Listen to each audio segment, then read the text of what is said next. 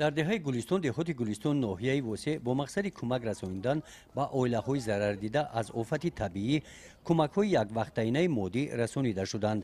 дар ин раванд бо пешниҳоди ҷамоати деҳотӣ ба номи мирзоалӣ вайсов аз ҷониби шахсони саховатманд барои зарардидагон маводҳои хӯрокворӣ дар ҳаҷми 100 дона халта шакар, биринҷ, орд, макарон ва дигар маводҳои аввалин дариҷаи ниёзи аҳолӣ оварда ба ситоди ноҳоявӣ супориданд.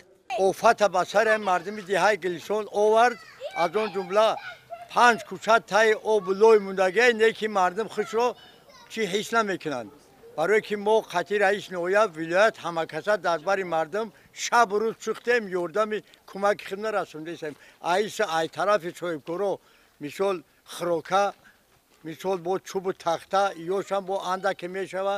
ин амимрӯз раис нояб маҷлиса кард ҳамаи деҳаи Гулистона ки мо ягум одама чӣ намемонем, бенасиб намемонем. киек чанд қари зарар дидаге мо зарара барқарор кард метемиш ки ҳолон ки ҳамо вақт хуш шавад. деҳаи гулистон дар доманаи қатортеппаҳо дар шафати шоҳрои душанбе кӯлов воқеъ мебошад. ёдовар мешавем ки рӯзи 18 апрел дар натиҷаи фаромадани сел аз теппаҳо дохили маҳаллаҳои аҳолинишин гардид. ситоди ноҳоявӣ вазъи ба амал омадаро мавриди таҳқиқу таҳлил қарор дода оқибатҳои зарари расонидаи офати табииро муайян намуда истоданд. дар як вақт ба зарардидагон кӯмакҳои моддӣ ва равонӣ расонида мешаванд.